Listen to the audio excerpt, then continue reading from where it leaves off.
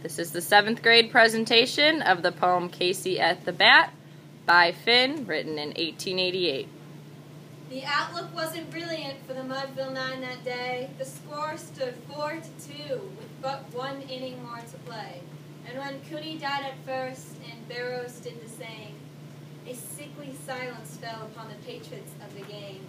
A straggling few got up to go in deep despair. The rest clung to that hope which springs eternal in the human breast. They thought if only Casey would get a whack at that, we'd put up even money now with Casey at the bat.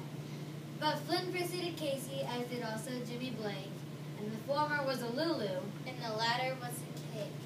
So upon that stricken multitude grim melancholy sat, where there seemed but little chance of Casey's getting to the bat. But Flynn let drive a single to the wonderment of all, and Blake, the much despised, tore the cover off the ball.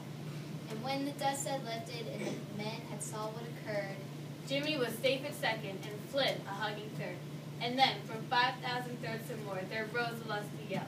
It rumbled in the valley and it rattled in the dell. It knocked upon the mountains and recoiled upon the flat. For Casey, mighty Casey, was advancing to the bat. There was ease in Casey's manner as he stepped into his place. There was pride in Casey's bearing and a smile on Casey's face. And when responding to the cheers, he lightly doffed his hat. No stranger in the crowd could doubt 'twas Casey at the bat. And 10,000 eyes were on him as he rubbed his hands with dirt. 5,000 tongues applauded when he wiped them on his shirt. And then while the writhing pitcher ground the ball into his hip, defiance flashed Casey's eyes, a sneer curled Casey's lip. And now the leather-covered spear came hurtling through the air, and Casey stood a-watching in a haughty grandeur there. Close by the sturdy batsman, the ball upheaved speed.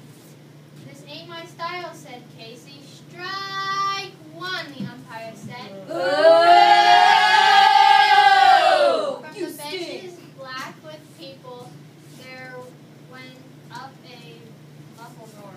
Roar! Roar! Dinosaur. Like the beating storm waves on the stern of the distant shore. Kill him! Kill the umpire! Kill you! It's likely they had not killed him had not Casey raised his hand with the smile of Christian charity. Great Casey, vision John. He stilled the rising tumult. He bade the game go on.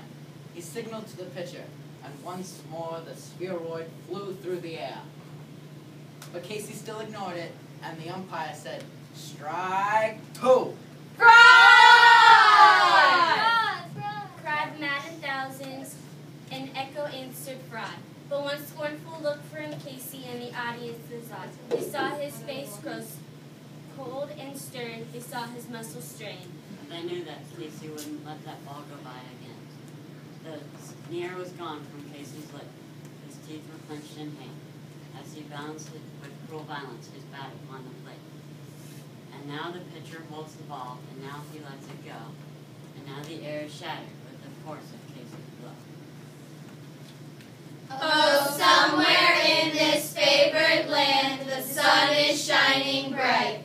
The band is playing somewhere, and somewhere hearts are light. And somewhere men are laughing, and somewhere children shout. But there is no joy in Mudville. Mighty Casey has